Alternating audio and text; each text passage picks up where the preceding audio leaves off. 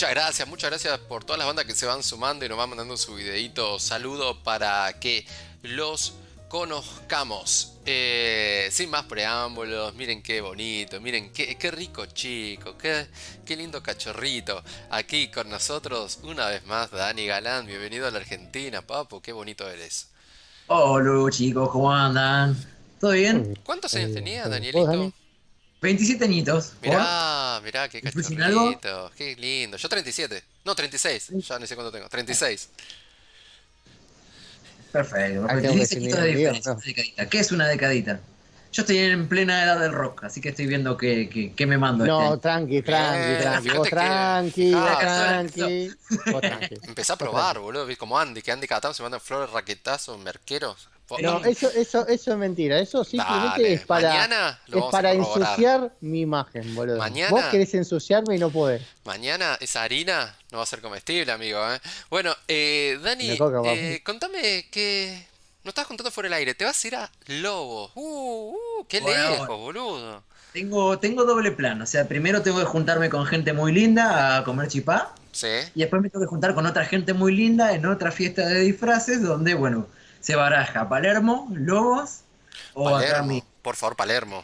Peleá, Irse a Me Palermo. quedaría bastante práctico, me quedaría peleá, bastante práctico. Ah, pelea Porque Palermo, irme de la boludo. Chipa Fest a Lobos sería como un viajecito, pero ¿cómo no? ¿Cómo decir que no? No, está bien, a la ya juventud que le gusta. va a estar rico, va a estar rico. Mm. Está rico. Así que me voy a ir pesadito. Y yo voy a intentar no hacer tan pesada la mezcla, pero es chipá. Bueno, nada. Y tengo que Chipá completar con el otro disfraz. tinte. Mañana termino de trabajar al mediodía y voy a terminar de completar el disfraz ¿Qué porque... tema Oh, Bien. disfrazarse? ¿Qué ganas? Pero viste que hay gente como que está en el medio, ¿viste? No hay medios, no hay matices, como o te gusta mucho disfrazarte o no te gusta. yo llego a ver gente no disfrazada, los tildo ahí de traidores a la causa y se Yo pudre todo. sí, desde el día uno dije que no. No sé, no sé, está hace tiempo, está hace tiempo. Ni en pedo, me parece patético. Así que, ¿No? ¿vos de qué te vas a disfrazar? Bueno, De no, revolucionista? ¡Ah! de todo. ¿Del Che? No, no, que ya lo he hecho, ya lo he hecho. Ese ya Esa ha sido Che Guevara, ya ha sido Mario Bros. Mario Ya ha Bros. sido Pará, Mario Bros pará. que tenía un parecido grande a Stalin, ¿no? Así que bueno, siguiendo en Ah, te de faltaría grandes Luigi. figuras. Y Andy va de Luigi, y ahí ya están los dos. Opa, opa, Bueno, ¿por qué yo le no? propuse a Andy disfrazarnos de caballo, que él sea la cola, y no quiso. Sería grandioso. No, y pasa que la cola te haga el chipá es medio raro.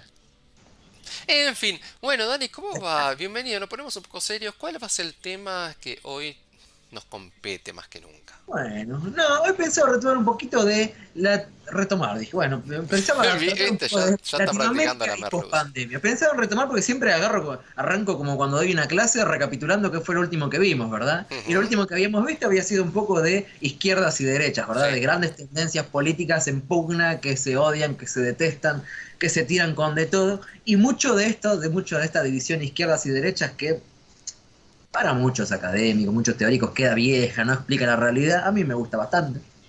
Creo que explica gran parte de todo lo que se dio en Latinoamérica con un elemento común. Yo más allá de la pandemia, más allá de aspectos como, no sé, la economía, la vacunación, que son claves para entender la pandemia, me centro más un poco en lo que me gusta a mí seguir, que son las elecciones.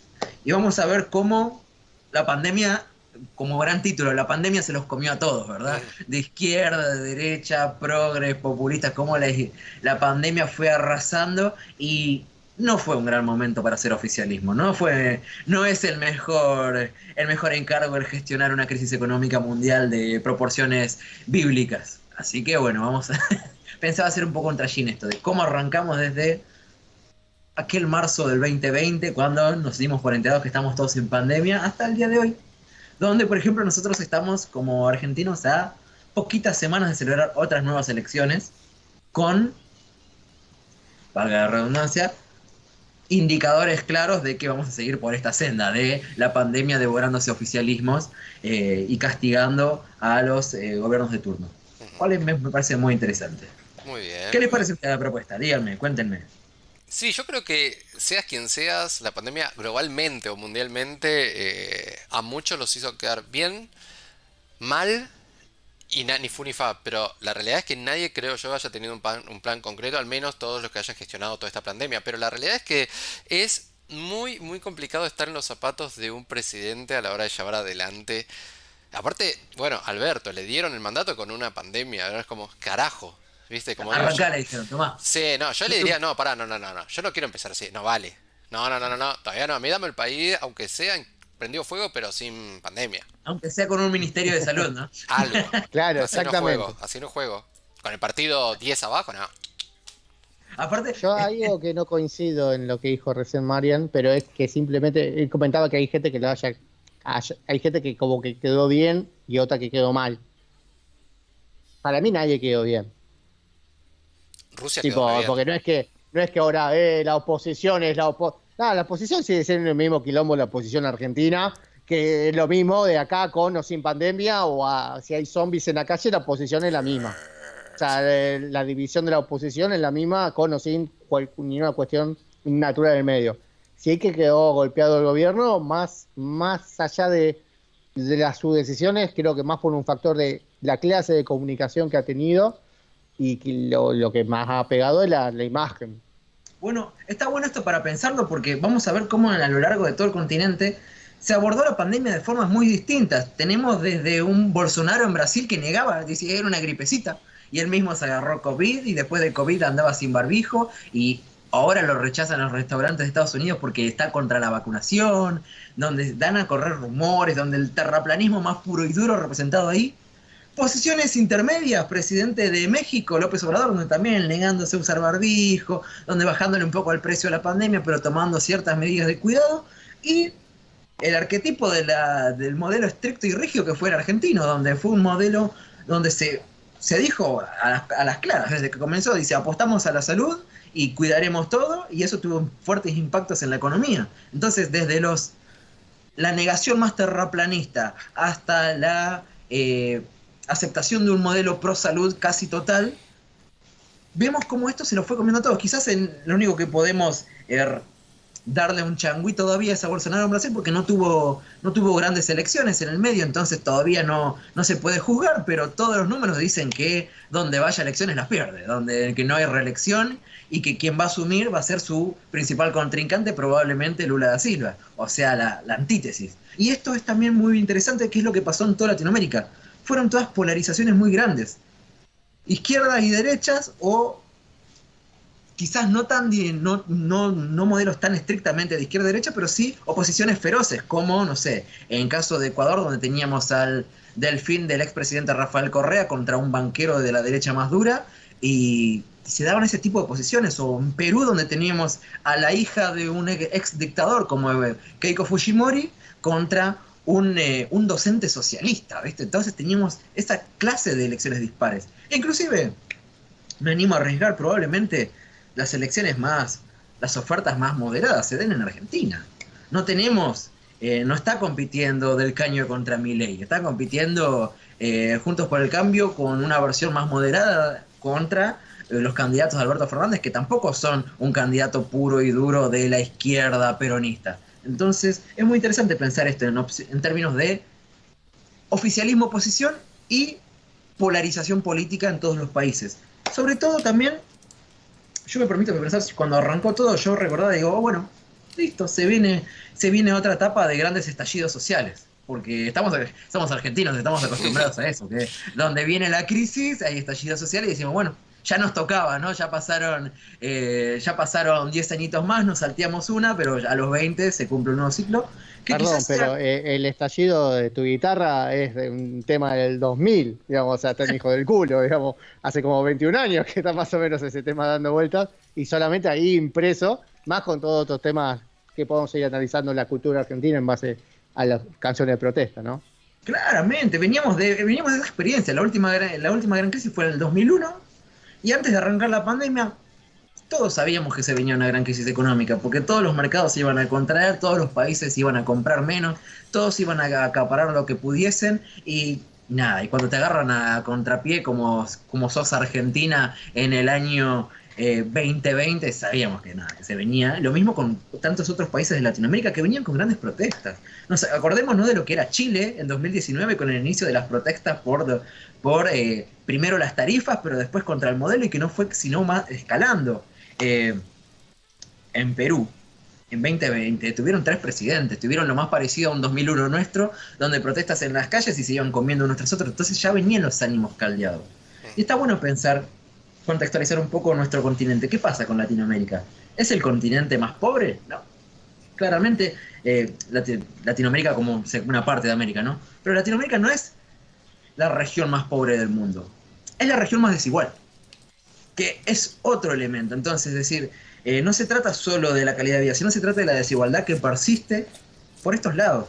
Y cómo por momentos se pensó que estaba naturalizada, que se iba a aceptar, y de pronto empieza a crujir por todos lados, y empiezan a surgir todo tipo de liderazgos con recetas para tratar de afrontarlo. Dice, bueno, desde él, estaticémoslo todo y pongámoslo bajo un control obrero, como una receta clásica de una izquierda estereotipada, también a un modelo estereotipado de derecha, decir, no, liberalicemos todo, el Estado es muy grande, que deje de cobrar impuestos, y así se liberan las fuerzas productivas. Bueno, tenemos un poco de eso. No es un caso latinoamericano, pero está bueno para graficar esto. La pandemia se lo comió Trump.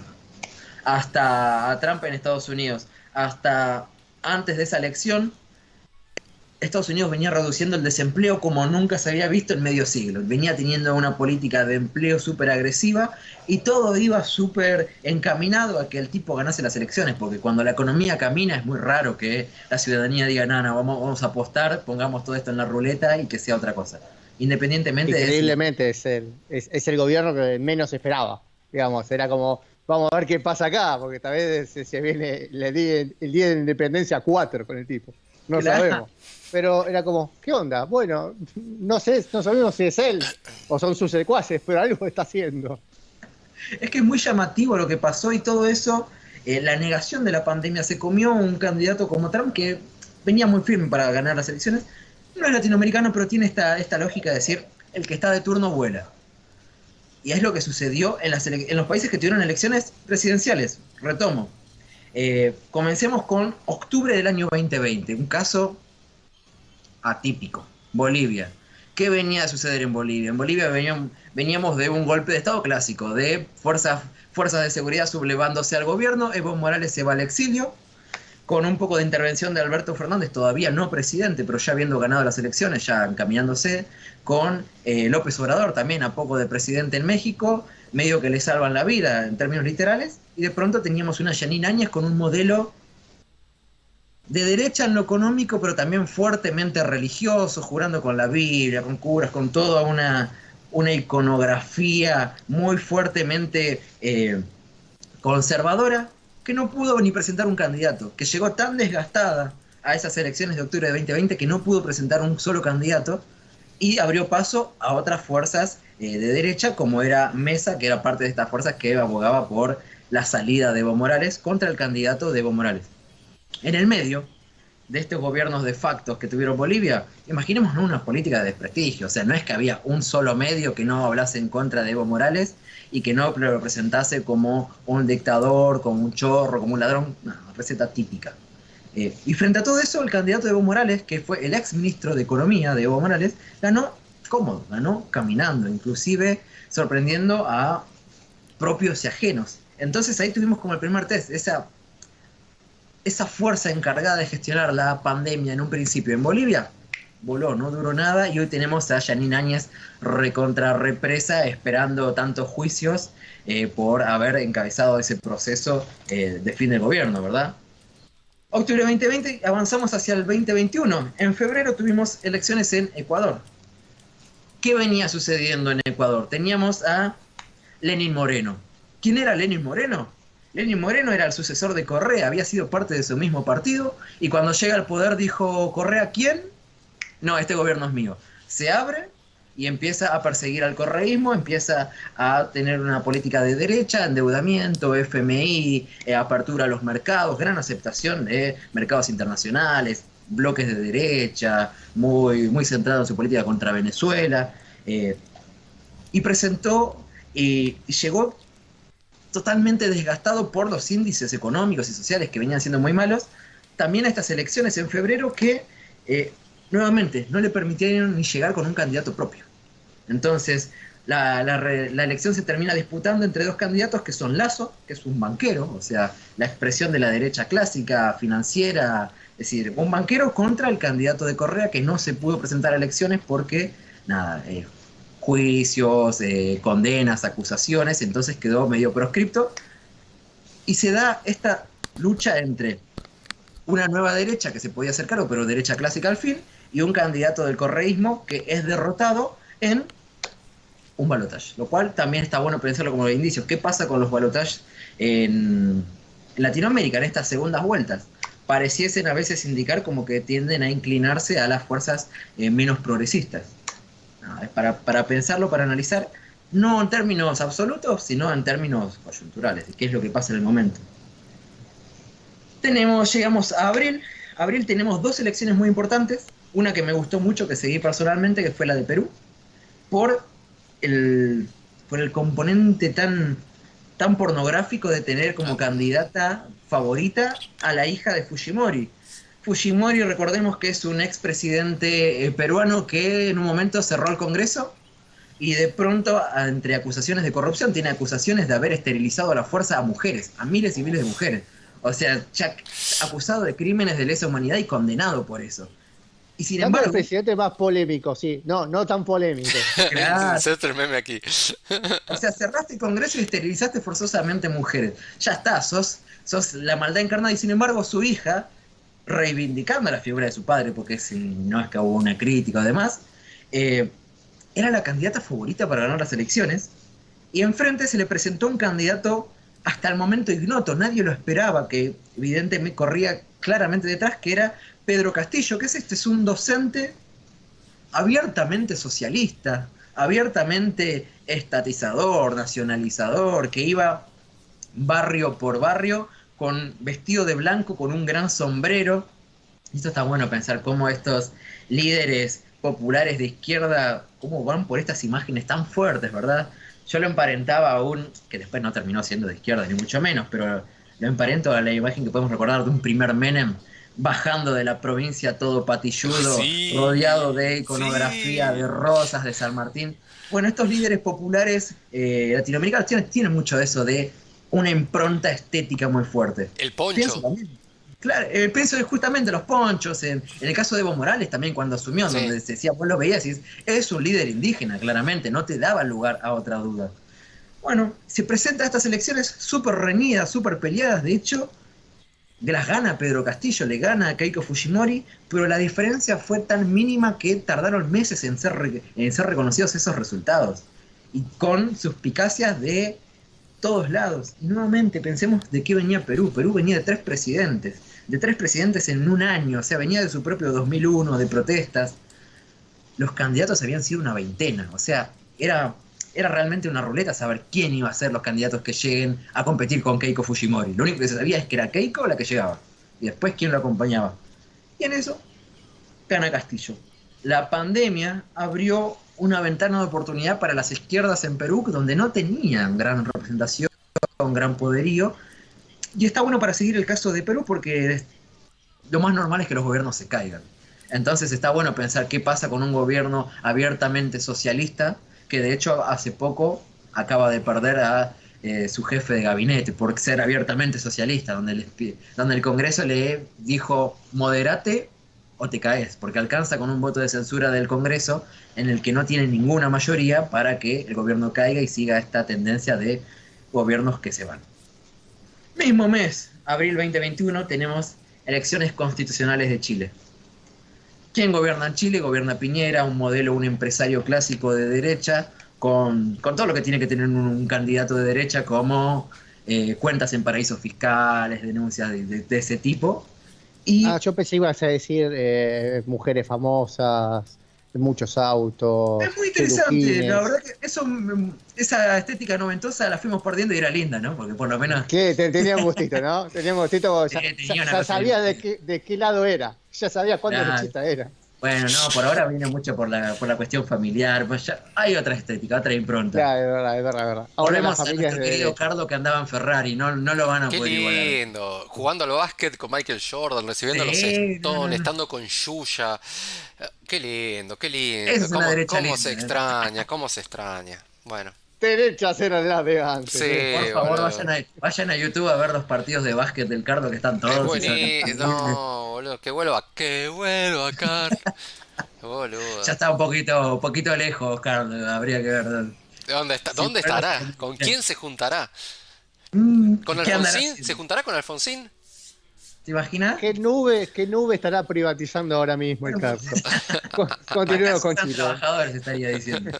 Bueno, llegamos a Chile, elecciones constitucionales, donde los que se votan son asambleístas, donde son constituyentes, y la derecha, representada en el oficialismo, pierde nuevamente, porque su primer derrota fue haber llegado a esas elecciones. O sea, la derecha nunca quiso llegar a discutir si había un cambio en la Constitución que era pinochetista, que era de derecha, que garantizaba la, la privatización de todos los recursos naturales, entre tantas otras cuestiones, o lo que sucedía con los servicios públicos, que eran carísimos y liberados al mercado.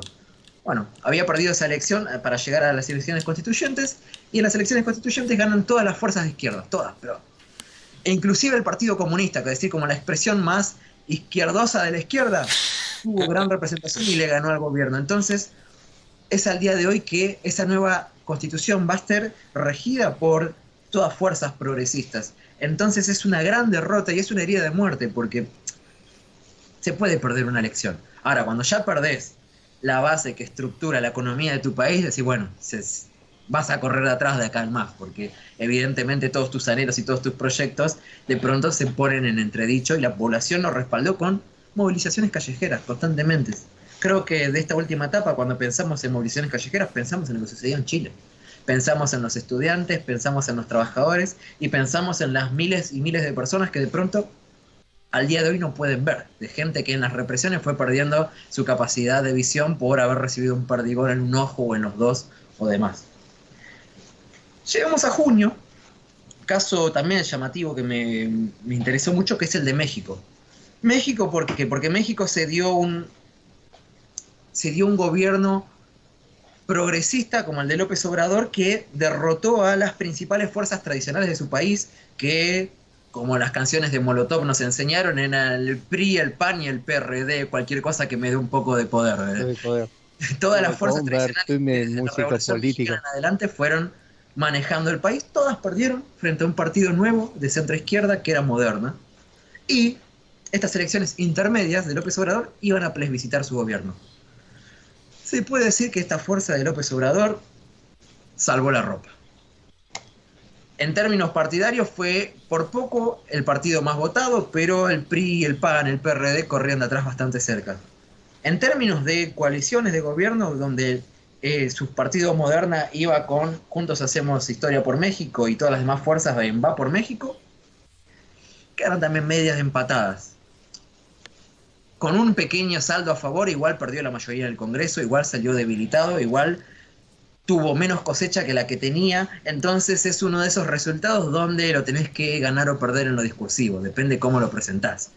Es como, no sé, que si me ocurre en el Frente de Todos antes de perder con Macri, cuando había perdido elecciones intermedias, y el Frente de Todos decía, pero ganamos en términos nacionales, y después le decían, pero estás perdiendo en los principales distritos, donde ya se ve, donde está tan reñida la elección que tenés que empezar a ver cómo la presentás. Bueno, algo así sucedió en México, porque el partido oficialista se mantuvo al frente, pero en términos reales fue perdiendo representación en el Congreso, y eso va dificultando tus pretensiones de poder.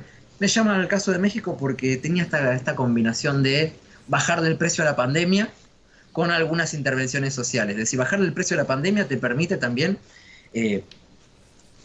imponer menos restricciones y apuntalar un poco a la economía o ponerle menos trabas, que fue el juego que se intentó hacer en México. Decir, bueno, no hablemos de la pandemia como el fin del mundo, porque si reconocemos que la pandemia es muy grave, de pronto tenemos que tomar más medidas de cuidado y eso afecta más la economía. La es economía un poco de hecho de el famoso vos no ganaste, yo perdí. Un poco de todo, o sea, sacando de menosprecio a tu victoria. O en este caso sería vos no empataste, yo empaté. Claro, pero yo comparto mucho de eso. Yo creo que una elección de medio término, negar que estás plebiscitando tu gobierno no tiene sentido. Que eso, volvemos al caso argentino. ¿qué estás plebiscitando en una elección de medio término? Vos podés pelearte con los gobiernos anteriores, pero lo mismo le pasó a Macri, lo mismo le pasa ahora a Alberto Fernández. Elección de medio término, gobernaste 2 años y te quedan 2 años, estás justo en la mitad y la gente va a decidir cómo está yendo, ¿no? Después no quiere decir nada, a ver. Lo que pasa es que tenemos muy ligado el hecho, en la famosa frase, en la gestión anterior. No, man, ya estuviste, como decís vos, tuviste 2 años, ya no hay gestión anterior. Yo te lo puedo creer, para mí hay como un tiempo, tipo, hasta acá. 3, 4 meses, máximo anterior. 6 meses, pero no podés, ya está. Como mucho, como se pone que se depende Argentina, se puede estirar a 1 año. Ya dono. Ya hay uno. No te digo que hay un año limpio, ¿eh? No digo que hay un año limpio. Pensar pero... cómo la época de, por lo menos en el caso argentino, en mi análisis, yo creo que la época de gracia ya no existe. Porque si sos desgracia existe, desgracia. Si sos frente de todos ya estuviste, entonces sos como la continuación del gobierno de hace 4 años. Entonces yo no creo que exista periodo de gracia, ya tenés fuerzas que te aman y que te odian mucho desde el primer día, no es que tenés tiempo para armarte, ya está, son fuerzas clásicas que se están peleando, entonces es muy interesante pensar qué sucede con eso. Pero, no obstante, con lo que decía Andy, lo del análisis, yo me permito complejizarlo un poco, yo sí creo que las dos cosas, que se plebiscita un gobierno y que cuando perdés una elección de medio término es porque la gente no está conforme con tu rumbo, pero también creo que no solo es que haces todo mal, ¿no? En pandemia nada podía salir muy bien. Y esto con gobiernos de derecha, de izquierda y de cualquier espectro político. Haciendo todo bien, los resultados iban a ser una cagada. No, sí, porque obviamente. Obvio, que nadie está preparado para esto. Un solo país creció en pandemia. ¿Se imaginan cuál fue? En todo el mundo, ya ni siquiera en Latinoamérica. Finlandia, algún país nórdico, no sé. China, el epicentro. Bueno. El epicentro de la pandemia. Es como lo pensaron. La hicieron re creció bien. por decir que quedó empatado, pero fue el que menos perdió. Porque tuvo la posibilidad de confinamientos súper recontra estrictos. Porque claro, ¿qué vas a salir a la calle si te van a meter con un tiro entre los ojos, Sí. ¿viste? Pero bueno. Qué difícil eso, ¿eh? Sí. Después todo el resto de la economía mundial fue cayendo. Y eso también son datos que me anoté. Digo, ¿cuáles son los países de Latinoamérica que más cayeron en su economía? Bolivia. Perú, Argentina, México y Ecuador, los países de los que venimos hablando. Es decir, y no todos ellos tienen proyectado un gran repunte. De hecho, por ejemplo, en el caso de las proyecciones económicas, ni siquiera ya no propias, sino de organismos internacionales, es interesante pensar cómo Argentina tiene proyectado un gran crecimiento después de una gran caída. No obstante, ese gran crecimiento no va a alcanzar ni en este año, ni en el próximo, ni en tantísimo tiempo para recuperar todo lo perdido. Y lo mismo va a suceder con el resto de Latinoamérica. Vamos a salir como un continente más desigual que el que ya éramos. Porque lo que produjo la pandemia, además de la gran crisis económica, es la concentración. Porque lo que sucede con las crisis económicas es que los jugadores que quedan en pie se van comiendo a los jugadores más pequeños. Entonces, si de pronto tenés una cerealera que se encarga de exportar materia prima, bueno, y una quiebra, se la queda otra, no es que ese espacio queda vacío. Y así con cada empresa de servicios, con cada empresa encargada de la producción. Entonces, es muy dura la realidad que se está atravesando. Y ejemplo de esto es un evento que sucedió en julio de este año, que me lo anoté, que es el magnicidio en Haití. ¿Qué pasó? Corcharon a un presidente, es decir. No. Es decir, bueno, qué cosa linda, es decir, no necesariamente ligado a la gestión de la pandemia, no necesariamente ligado a lo económico, solamente peleas de bandas, peleas de crímenes que van más allá, pero también ligado a lo económico, porque para que vos puedas generar la base para eliminar un presidente completamente del camino, es porque ya está todo muy mal y evidentemente los países más pobres fueron los que más sufrieron la pandemia, y Haití cae de suyo, que es el país más pobre de Latinoamérica y que realmente nunca la pasa bien, pobre. Entonces sigue buscando, y es uno de los países que junto a nosotros, junto a Venezuela, junto a Chile, van a llegar a este noviembre, que ¿cuándo comienza? ¿Mañana o pasado mañana? Ya, Pasado, el 31. Noviembre pasa mañana. Pasado mañana van a tener lunes, elecciones, van a tener que elegir un nuevo presidente ya al cabo de su finado viejo, ¿cómo es? Moisés Juvenel, creo que se llamaba, no me acuerdo muy bien. Y bueno, última elección del calendario 2021 hasta nuestros días, la elección de septiembre, la elección de Argentina, donde tenemos a Juntos por el Cambio ganando en niveles nacionales con un 41% contra un 32% del Frente de Todos. Entonces tenemos a la fuerza opositora, imponiéndose sobre la fuerza oficialista por 10 puntos en términos nacionales, y ahora veremos cómo llegamos a este noviembre y si eso se refrenda o no. Últimos datos, recordemos que algo similar había sucedido con las últimas elecciones ya presidenciales del 2019, o sea, elecciones PASO, el oficialismo había perdido por mucho, pero en las elecciones oficiales perdió por bastante menos, con un programa económico similar al que está aplicando el gobierno ahora, que es decir, inyección de dinero en las calles, inyección de dinero en la economía real a través de determinados grupos como, no sé, turismo, jubilados, trabajadores, conversión de planes sociales en empleo, programas económicos que buscan a poner plata en la calle para llegar a las elecciones. A Juntos por el Cambio le funcionó bastante bien, porque salvó bastante la ropa con las elecciones definitivas que eran las que valían, perdió igual obviamente, pero pudo revertir en gran medida sus resultados. Veremos qué pasa en Argentina de cara a estas nuevas elecciones, porque es muy interesante pensar y retomar un poco el eje de esta charla, ¿verdad? Lo que sucedió en la pandemia. Bueno, el gobierno nacional argentino acusó Recibo de que hubo una impugnación también a su gestión de la pandemia. Terminan las elecciones y se dice, mira, la gente ya no nos está acompañando en las medidas estrictas en función de la pandemia. Pasados los resultados electorales, hubieron una serie de aperturas avaladas en gran medida con un avanzado plan de vacunación, que en ese momento no estaba tan avanzado, que hoy está súper avanzado sin duda, pero que también se revirtió eso. Hoy muchas veces nos pasa a nosotros, podemos salir a la calle y por momentos nos olvidamos que todavía estamos en una pandemia, y por eso el título de esta charla, la post-pandemia. El hastío es también un signo representativo de toda la región, es decir, de esta región tan desigual que la pasó muy mal, porque realmente afrontar condiciones de encierro, condiciones de aislamiento social no es lo mismo en países del primer mundo donde nos podían llegar esos videos de gente cantando, de gente haciendo deporte, haciendo cosas súper creativas de un edificio a otro, que de pronto cuando vivís hacinado en una villa en Retiro, decís, bueno, ya de pronto lo que me estás pidiendo es demasiado, ya de pronto lo que es todo esto que me pedís es entendible, es justificable, pero ya no lo puedo cumplir. Entonces creo que en gran medida hubo mucho de eso, mucha impugnación a la política sanitaria, producto creo también de un balance que es inmediato. ¿Cómo vamos a recordar lo que sucedió en estos años de pandemia? No está jugado ya. Esto va a ser producto también de una construcción histórica, y de acá a muchos años se va a disputar en los libros de historia, en las noticias, en qué es lo que se recuerda y en los resultados. Se va a disputar también en gran medida en los índices económicos para ver si pudimos recuperar algo de todo eso que perdimos. Por lo pronto, estos números tan duros que podemos ver en Argentina, donde creció la pobreza, creció la indigencia, donde los pibes tienen hambre, son números también muy representativos de la realidad en toda Latinoamérica. El continente más desigual del mundo, de pronto es más desigual que antes.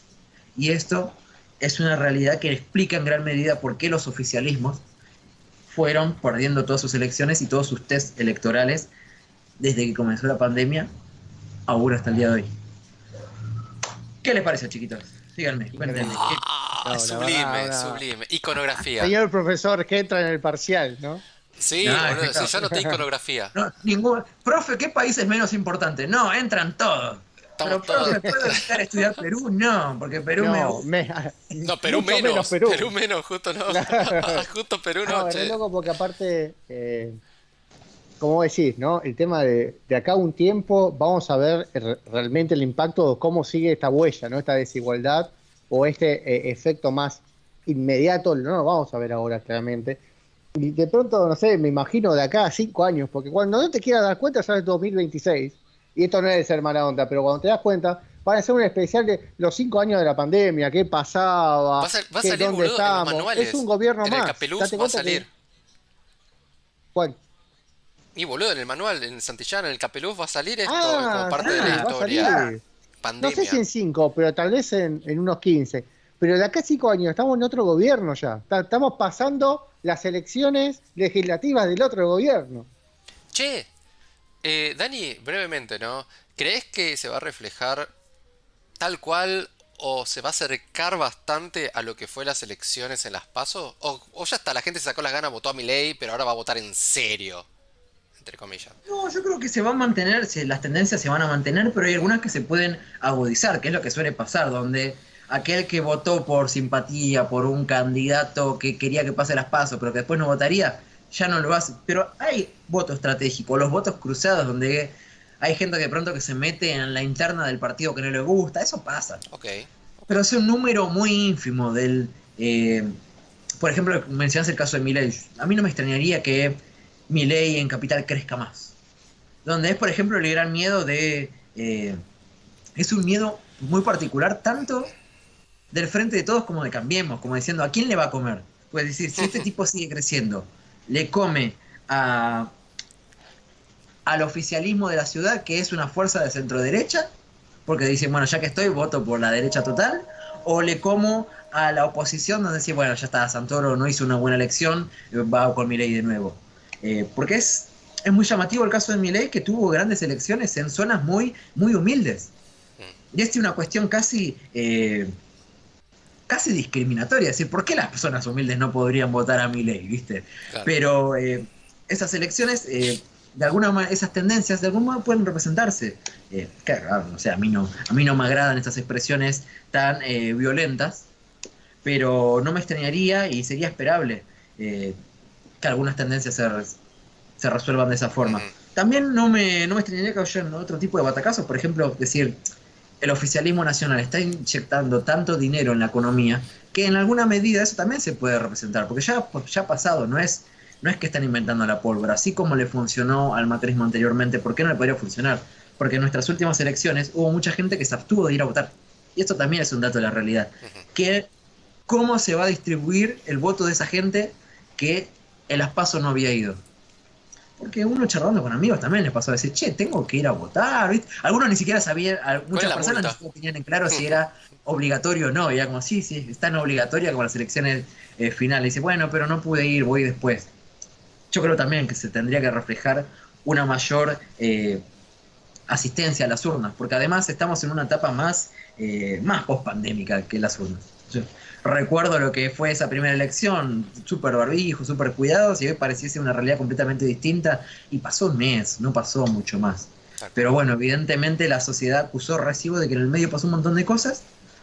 Es llamativo la calma económica con la que estamos llegando.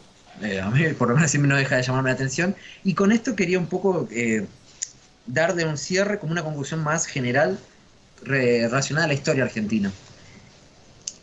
La última gran crisis económica, que había sido la del 2001, nos dejó un gran aprendizaje, que era que podíamos salir de las crisis en las vías institucionales. Es decir, hasta ese momento las crisis derivaban en miedo de golpes de Estado. En el 2001 resulta que Argentina se dio una sucesión de gobiernos, 5 presidentes en una semana, y se resolvió en las vías institucionales, llegamos hasta un Duhalde. Esta crisis que venimos atravesando es tan o más grande que la del 2001 en términos económicos, y sin embargo llegamos sin estallidos sociales. Entonces está bueno ver como una progresión desde la vuelta de la democracia, donde Argentina aprende a gestionar crisis. ¿Por qué? ¿A qué se debe? Es tema de debate, estaría bueno pensarlo, debatirlo y ver todas las dimensiones. Pero hay algo que nos está haciendo decir que llegamos a esta crisis económica tan grave, sin grandes estallidos, sin grandes movilizaciones, que era por lo menos lo que yo esperaba. Cuando comienza todo esto dije, ya está, esto es inevitable por la historia, por tradición y demás, y tal vez el momento de mayor tensión no se dio por, el momento de mayor tensión política, institucional en pandemia no se dio por grandes movilizaciones populares. También se dio con el reclamo salarial de la policía en el año 2020, donde fueron días muy tensos, pero se terminó resolviendo con un aumento de las fuerzas policiales en la provincia de Buenos Aires. Algo está quedando, o algo me animo a proponer que está quedando, en la gestión de crisis. Evidentemente, el pueblo argentino ha sabido tejer redes de contención barriales que permitieron que esa gente que la pasó mal, de pronto tenga a quien acudir. Acá, por lo menos en mi barrio, que es un barrio de clase media, en 2020 hubieron ollas populares a rolete. la propia comunidad supo salir a respaldar a aquellos vecinos que la pasaron mal o que de pronto no podían hacer el mango porque no podían salir a la casa. Y eso también creo que es un aprendizaje social producto de años de movilización y organización. Lo ideal sería que no sepamos gestionar crisis, sino que podamos evitar las crisis, ¿verdad? Que cada 10, 20 años dejemos de pegarnos estos sustos y de... Porque también nos llevaría a tener una economía más estable. De las crisis de las que venimos también se explica el hecho de que apostemos a monedas extranjeras, de que no querramos ahorrar en nuestra propia moneda, de que desconfiemos, de que todo precio de cualquier producto incluya un precio especulativo. Pues si nos toca vender a nosotros una computadora, decís, che, y si la vendo y después no me puedo comprar otra, entonces le pones un poquito más, y eso genera toda una dinámica inflacionaria que es la que nos castiga tanto, y que es la que castiga sobre todo a los que menos tienen. Así que nada, yo creo que la pandemia nos ofrece un montón de variables para pensar nuestra realidad, para pensarnos a nosotros, y para pensar un futuro también. Al principio creo que la gran discusión era si salíamos mejores o peores de la pandemia. Pensémoslo, pensemos si salimos mejores o peores, qué piensa cada uno y ver si es una respuesta tan absoluta. Capaz que solo salimos traumados. Dani Galán, pueden seguirlo ahí en Instagram _Dani Galán para cualquier duda, consulta o pregunta, o simplemente decirle lo buen mozo que es. Muy completo Por favor, como díganmelo. siempre, obviamente, solamente escríbanle para decirle, che, qué buen mozo que sos, da para darse, da para unos petardos, en fin. Dani, un Eh, gusto, como siempre, tenerte aquí para abrir un poco nuestras mentes. Esta charla seguramente se extenderá mañana comiendo una rica comidora, así que no, y I can wait, disfrazado. yes, I can't wait to see you in disguise. Ok, bueno, muchas gracias. Andy, nos vamos a la tanda. ¿Qué tenemos? ¿Qué tenemos? Tenemos el acústico de Sarrasqueta, que Muy bien. ya conocimos un poquito de su historia en la apertura. Ahora lo vamos a conocer a él. Ah, Dani. No, a Sarrasqueta. Ahí Ahí va. ya lo conocimos. Tanda y volvemos con más difusión parlante con música en vivo en instantes.